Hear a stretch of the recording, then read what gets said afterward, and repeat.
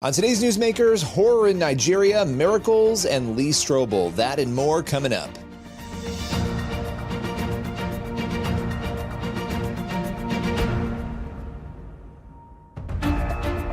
Welcome to Newsmakers, a show where we go behind the headlines each and every week to bring you interviews with pastors, entertainers, politicians, and other notable figures. On today's Newsmakers, we start with a conversation with Christy Beam. Her real-life miracle story is told in the book and film Miracles from Heaven, and today she joins us with an update on her family's life. Let's welcome Christy to the show. Christy, it has been far too long since we've connected, and I'm so excited to get to reconnect with you. For those who don't know, you are the author, and also your family is the subject of the book and the film Miracles from Heaven. Let's get into the story, because as I mentioned, Annabelle suffered greatly. Talk about her health battles, give people sort of a baseline, help them understand what it was before the miracle that she was grappling with. So Annabelle had something called pseudo-obstruction motility disorder, but she also had something called antral hypomotility disorder. And that just meant that the top and the bottom, both of the stomach didn't work. It didn't have the peristalsis to move food through and out. So she was, her system just didn't move. It was dormant, for lack of a better description. She was on flagyl antibiotics all the time because everything was just literally dormant, stuck there, and it would just get sick and gross. And so she was on 10 medications given about 4 to 6 hours throughout the day, every day. And it was confirmed that she had these two disorders by not only a head guy from the pediatric gastroenterology department in Dallas Children's Hospital, but also from the guru of pediatric gastroenterology in Boston, Dr. Samuel Nurko, and they proved it through manometry testing. An event happened in 2011 that changed everything, a very traumatic and shocking event in the moments for you guys that involved your daughter. Take us through what happened with this tree that she ended up trapped in for hours. Yes. We had actually just returned from Boston, one of Annabelle's last visits to Boston when she was very ill. They had to keep her overnight, well, actually for several days, because she was obstructed again. And she's laying on the couch like she always was, in the fetal position with her little heating pad, watching her cartoons. And then all of a sudden she came in and she said, "Mommy, I think I'm going to try to go outside and climb trees with Abby and Adeline." And I said, "Are you sure?" And she said, "Yeah, I want to try. And if I can't handle it, I'll come back." Well, unbeknownst to me, Abby, the firstborn, who could be quite convincing, had been working on Anna and had been trying very hard to get her up off that couch that day because she desperately needed it.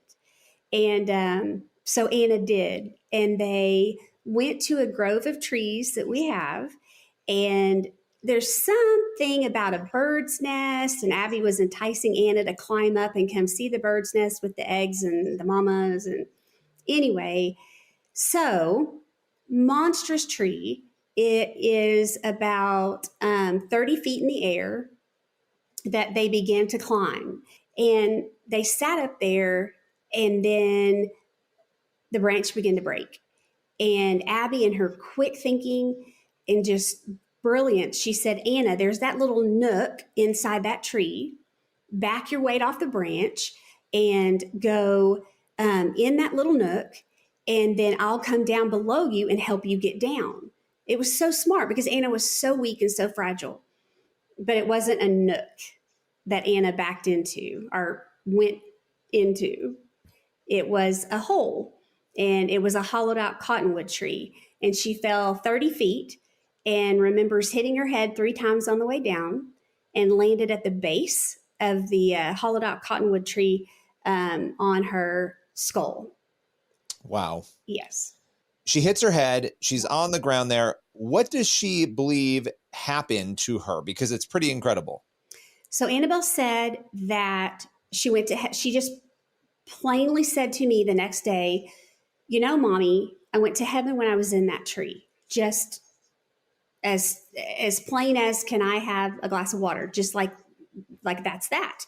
And so she told me that She sat on Jesus' lap and she said, I want to stay with you. And he said, I know you do, but I have plans for you on earth that you cannot fulfill in heaven. But when the firefighters get you out, Annabelle, there will be nothing wrong with you. So he told her she would be healed. He absolutely did.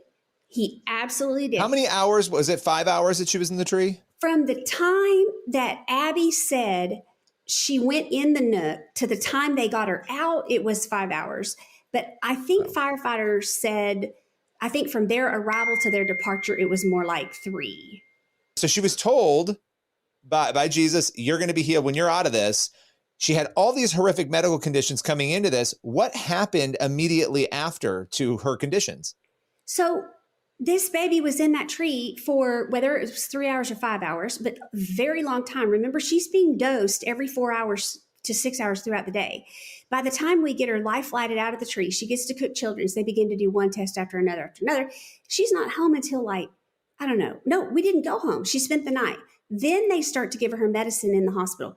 So it's been like 10 hours since her last dosing. That's very important. Well, one test came back after another, nothing wrong with her. She had scrapes, scratches, bruises. She was wet and muddy, not a bug bite, nothing. And they said, we cannot find anything wrong with her. So as the days go on, in the ER, I literally began to see her tummy, it was always so distended. And I'm thinking it's because she hasn't eaten. I don't know, but it starts to go down. It's not getting bigger, which it should be. But then the next day when she tells me about her heaven experience, I said, well, I think back and I'm like, Mom, she tells me, and I said, well, Anna, God is so good. He was right. There was nothing did happen to you from the fall. You are okay. There is nothing wrong with you. And she just kind of looked at me like, you don't get it. Anna's the sweetest little soul. So she'd never say anything ugly, but she was just kind of like, you don't get it. And she walked off. I told Kevin's mom right after that, because we saw them. And Kevin's mom is such an amazing, godly woman. She looked me straight in the face and said, Christy, she is healed. God has healed her. I love that. And that is a great place for us to close today. Thank you so much for sharing with us. Of course. Thank you for having me. What a powerful conversation. Now, if you're looking for more miracle journeys like that one, you can stream our new documentary, Investigating the Supernatural Miracles. You can find it over at cbn.com/supernatural. We'll be right back with more Newsmakers in just a moment.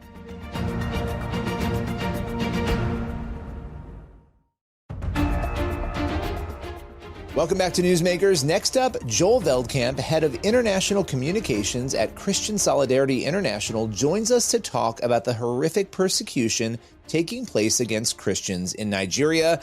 Let's welcome him here to Newsmakers.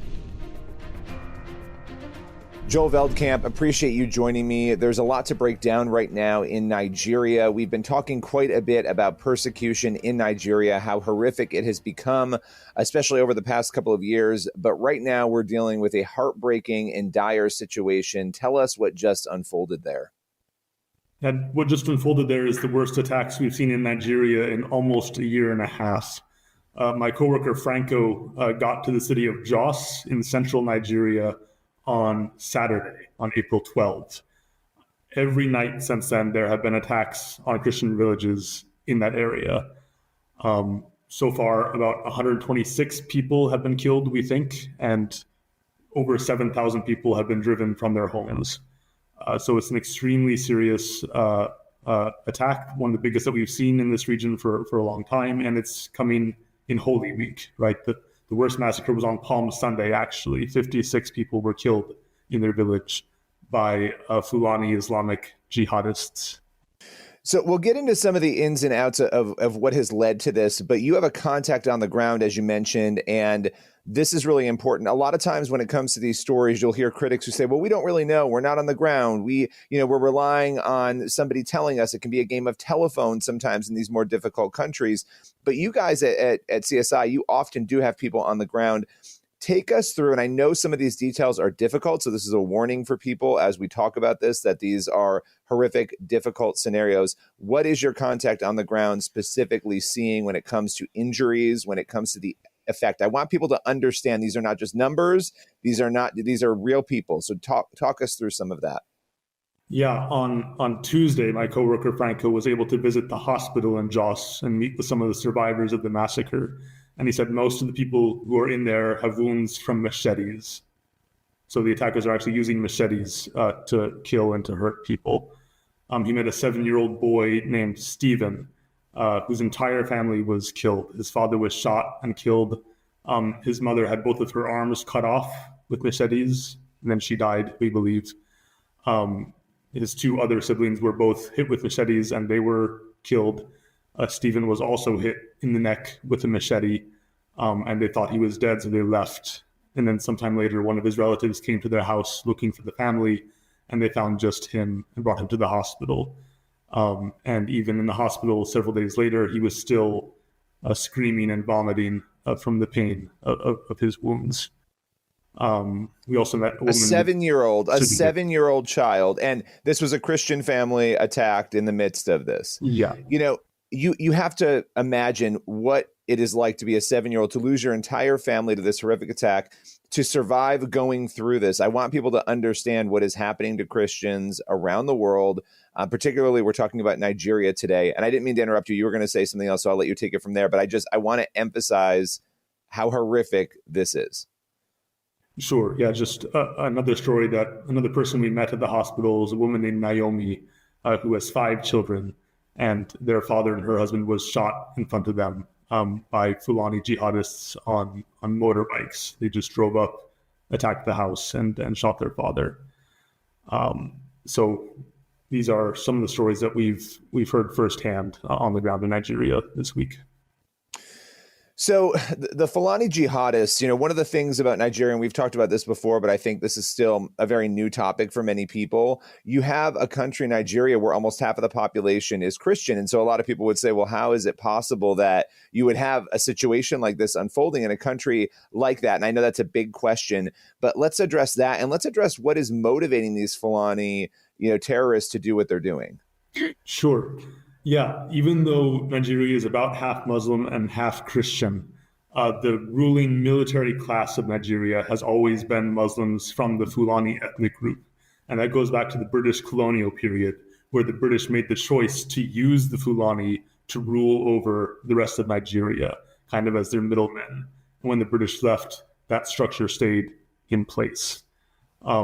What's happening now is we have this huge region of Nigeria called the Middle Belt, that's very fertile, that's populated by hundreds of different ethnic groups, almost all of whom are Christian and who are farmers.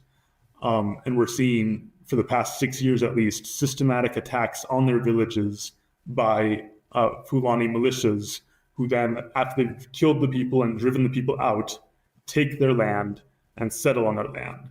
So we're seeing a slow process of taking a region that used to be Christian and turning it into a Muslim region. For the militias themselves, they get land, they get property, they get money perhaps. But for the Nigerian government, or at least for people in the Nigerian government, this is very convenient, because this means that a region where there used to be Christian opposition to their rule will now be cleansed, and they can control the whole country much more easily. Final question for you. Where can people go? They're hearing about this need. They're hearing what you guys are doing. Where can they go to help CSI in this effort? Yeah, we would be so honored if people would go to www.csi-usa.org. And there you can give, if you feel so led, to our relief efforts in Nigeria. You can also sign up for our email list. We'll keep you updated about things that you can pray for. And we really do believe prayer is essential to our work. It's essential to our connection to the persecuted church. So regularly we send out email blasts with a list of things that you can be in prayer for in your daily prayer life. And we would be so blessed if you want to support us that way. Well, thank you so much. As always, appreciate you taking the time breaking this all down for us. Thank you, Billy. For more information on CSI's work and to see what is happening in Nigeria, you can go to csi-usa.org. We'll be right back in just a moment with more Newsmakers.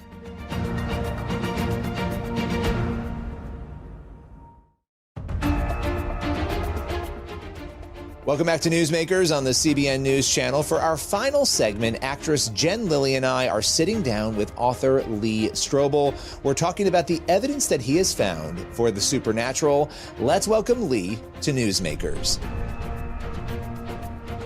Lee, you have explored a lot of different cases, the case for Christ, the case for miracles, and now you're going even deeper with your new book, Seeing the Supernatural, Investigating Angels, Demons, Mystical Dreams, Near-Death Encounters, and Other Mysteries of the Unseen World.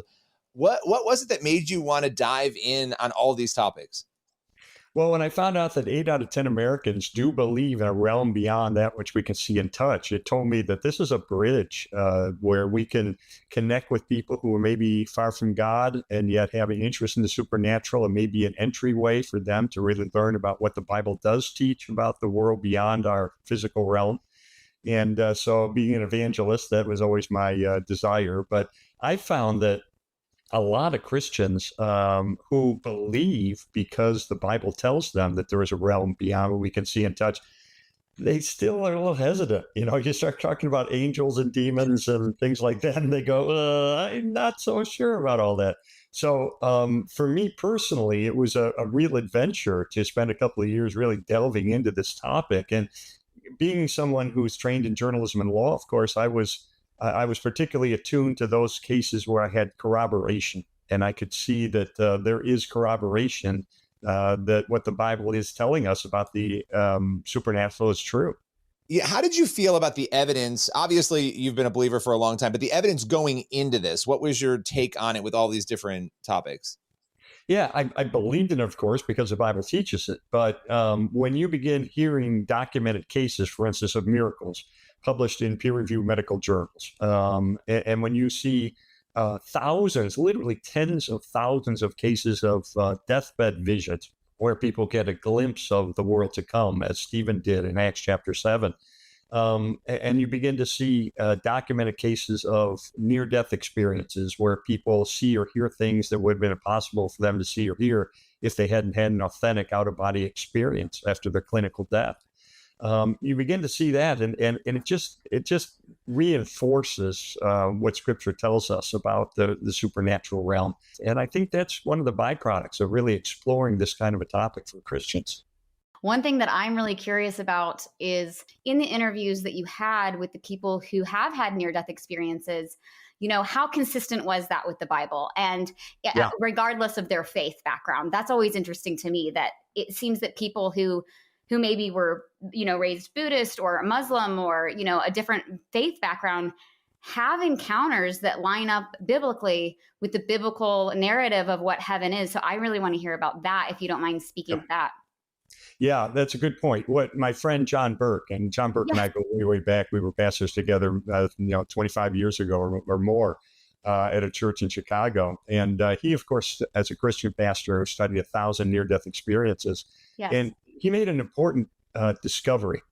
And the discovery was, if you strip away not how people interpret what happens in a near-death experience, take that away, because people see it through their different worldviews. Absolutely. So look at what actually takes place during a near-death experience, the experiences that they have. Those are consistent with biblical teaching. And that was kind of a breakthrough discovery. And the near-death experiences, what I love about many of those is how corroborated they are. For instance, there was a woman who was dying in England after an abortion, and they took her to the emergency room, and she's clinically dead. And yet she says later, I was conscious the whole time, and her spirit had separated from her body and floated toward the ceiling, and she was looking down at the resuscitation efforts. And when she was ultimately revived, she said, oh, by the way, on the ceiling fan here in the emergency room, on the upper part of the blade of one of them is a red sticker. Oh my gosh. She couldn't have seen it. Nobody could see it from the room because it's on the upper part of the blade of the ceiling. So they got a ladder and they went up, and sure enough, there's the red sticker that she only could have seen from her perspective of her spirit floating near the ceiling of the emergency room. That's just one example of the kind of confirmation or corroboration we have that people really do have a moment where their soul separates from their body and they often see things or hear things. There's 21 cases. There was a case study of 21 cases of people who were blind, either from birth or shortly thereafter, who had a near-death experience. And during that near-death experience, they could see, or they had vision-like experiences for the first time. There's a woman named Vicky Umapek, 26 years old, blind virtually since birth, had never really seen anything. And she's in a car accident. She's killed. But she says, I was conscious the whole time. And she describes how she saw the resuscitation efforts, and she saw birds, and she saw flowers and trees for the first time. And then when she was ultimately revived, her vision disappeared. And as the doctor said, this is medically impossible, but it happened. And but the other thing I discovered, and one of the focuses of the book, is yes, we have these near-death experiences, and John Burke's written about those, and I've written about those in these books and others. You dig down into many of these stories, and you find substance, and you find people with eyewitnesses who have no motive to deceive. You have medical records and so forth. And so I think it's fascinating. I have an interview in my book, Seeing the Supernatural, with Craig Keener, who, of course, has documented, countless numbers of miracles now in his books. Lee, we're going to have you back again, because I feel like we scratched like a little surface of, there's a lot more to talk about, but thank you so much for your time today. Great to hang out with you guys. Appreciate you. That's what we Texans say, by the way. I appreciate you. That's right. That's right. I love it. We appreciate you. It was so awesome to meet you. I cannot wait to read your book. Thank you so much. God bless you guys. What a powerful word from Lee Strobel. You can hear more of that conversation on my new Into the Supernatural podcast. And please be sure to head on over to cbn.com/supernatural to watch Investigating the Supernatural Miracles. And if you have a miracle story of your own, we want you to share it. So you can head over to my website, billyhallowell.com, and share it with me. We'll be right back in just a moment with more Newsmakers.